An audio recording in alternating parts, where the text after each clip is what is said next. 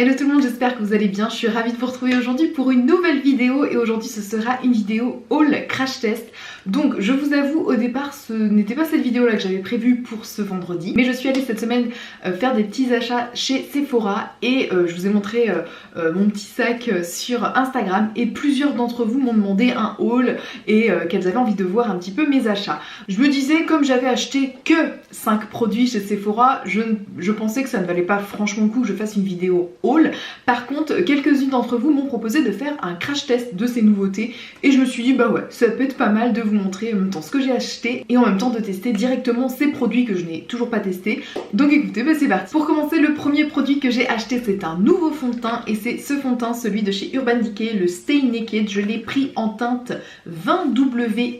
Ce fond de teint donc qui est tout nouveau promet une texture souple et respirante, un fini mat, effet peau nue, couvrance moyenne modulable sans transfert, réduit l'apparence des pores, teinte haute fidélité, waterproof et c'est une formule vegan. Donc j'avais vu sur plusieurs vidéos YouTube et ça m'intéressait grandement de le tester. C'est un flacon pompe donc ça c'est très bien. Donc voilà au niveau ce que ça donne la teinte, il est assez liquide comme vous pouvez voir. Je vais appliquer des petites noisettes comme ceci, comme d'habitude. Je pense que ça va aller, ça fait peut-être un petit peu clair à la caméra mais au niveau du miroir je pense que c'est plutôt pas mal, on va bien voir. J'ai décidé de l'appliquer avec un pinceau. Bon, en ce moment j'applique mes fonds de teint avec des pinceaux. Donc là j'ai pris le 103, le pinceau fond de teint de chez Adopt. Donc c'est parti.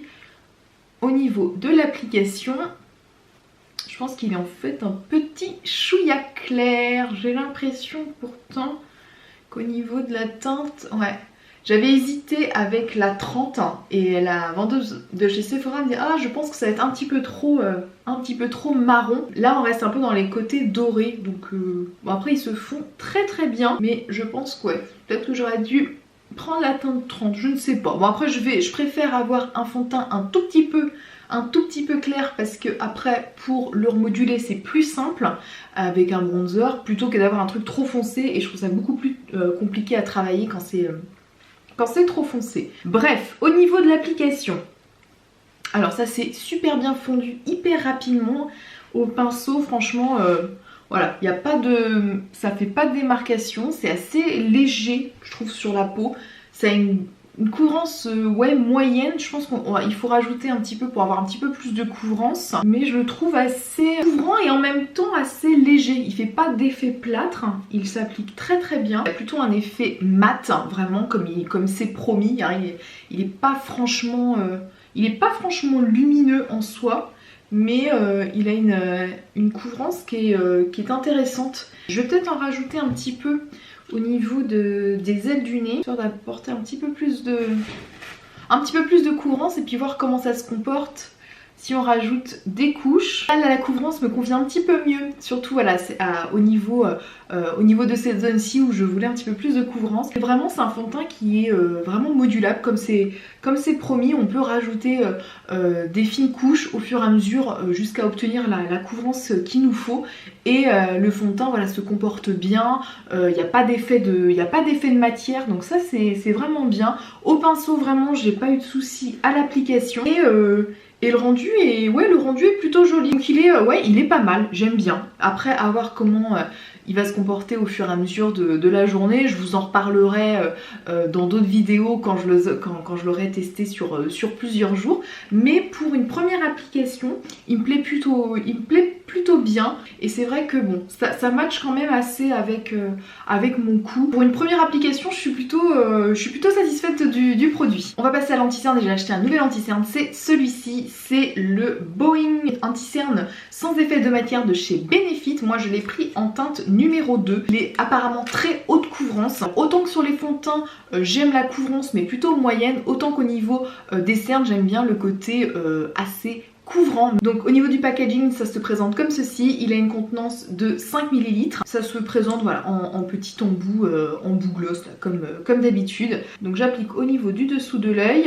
L'anti-cerne en général je l'applique avec une éponge, là c'est l'éponge de chez Tarte que j'ai acheté il y a quelques mois et qui me satisfait très bien. Au niveau de l'application ça s'est fondu hyper vite avec l'éponge, vraiment très bien. La couvrance elle est super bonne. La couvrance elle est super bien. Je suis vraiment agréablement surprise. En ce moment, je vous ai montré mes favoris, mon nouvel anti-cerne préféré c'était le Shape Tape de Tarte qui est vraiment très très bien. Mais celui-ci pourrait presque le détrôner. Surtout que si je compare avec le Shape Tape, celui-ci s'applique vachement plus vite. Ils se font beaucoup plus vite. La matière, elle s'applique très très bien. Alors que le Shape Tape, comme j'avais dit, il a tendance à vite sécher et il faut vite le travailler. Mais là, avec l'éponge, j'ai trouvé que ça s'est estompé hyper rapidement. La couvrance, elle est vraiment nickel. On n'a pas d'effet de matière. Par rapport à ce qu'il promet, on est plutôt bien. À l'anti-cerne, je pense qu'on tient un truc. Mais en première application, il me plaît vraiment. Passons à la poudre et j'ai acheté une nouvelle poudre parce que la mienne de chez Fenty commençait presque à se terminer. Donc j'avais envie d'une nouvelle poudre et j'ai entendu beaucoup de bien de celle-ci. C'est la Airbrush Flawless Finish. Micro poudre perfectrice de teint de chez Charlotte Tilbury. Voilà, c'est une marque qui vient tout juste de sortir chez Sephora et j'avais envie de craquer pour un de ces produits. Je l'ai pris en teinte 1. Elle promet d'être assez fine et en même temps bien lisser les pores. Donc, on va voir ce que ça donne. Le packaging, bon voilà, très joli, hein, c'est Charlotte Tilbury. La poudre se présente comme ceci. Je vais l'appliquer avec un gros pinceau poudre. Ça, c'est un pinceau de chez Kiko, d'une ancienne collection de Noël. Donc ça fait très très longtemps. On va voir ce que ça donne. Oh là, par contre, c'est pour une poudre compacte, c'est assez poudreux, je trouve. Alors, bon, au niveau de la teinte, on est bien là. Après, il n'y a que trois teintes, je crois, pour la poudre. Elle est très très fine à l'application. Elle est, ouais, par contre, un chouïa poudreuse. Faire attention vraiment, je sais pas si vous vous en rendrez compte, mais je mets le pinceau et j'ai plein de petites poudres en fait qui s'échappe, donc elle est assez poudreuse. Par contre elle est hyper agréable sur la peau, la peau est vraiment toute douce. Ça donne vraiment un effet flouté au niveau des pores. C'est pas mal du tout. C'est pas mal du tout. Pareil, elle a pas trop d'effet de matière sur le visage, donc ça c'est bien. Et effectivement, je trouve que ça fait un effet un peu flawless quoi. Ça unifie, ça lisse vraiment, lisse le grain de peau. Elle est vraiment jolie et en même temps on la voit pas trop. C'est vrai que des fois avec des poudres, je trouve qu'on voit cet effet de matière poudre sur le visage, mais là on est plutôt bien. Je vais aller terminer mon teint parce que là je fais un petit peu cadavérique. Je vais essayer de structurer un petit peu tout ça. Je fais ça hors caméra avec les sourcils aussi parce que là c'est pas des nouveautés. C'est des produits que j'utilise depuis longtemps, que je vous ai déjà présenté plein de fois. Et on passera à la suite après. Bon, entre temps j'ai pu avancer donc sur mon maquillage. Pour celles que ça intéresse, le bronzer que j'utilisais c'est celui de chez Kiko que j'ai depuis très longtemps. C'est une édition limitée. Pour le blush j'ai mis un de chez Clinique que j'ai aussi depuis très longtemps. De la gamme Chic Pop, j'ai la teinte 02, donc qui est vraiment un joli corail. Au niveau de l'enlumineur, je mets toujours le même, c'est un de chez Too Faced, le Love, dans la gamme Love Light, la teinte Blended by the Light. Donc je l'ai mis en highlighter et en touche lumière au niveau des yeux.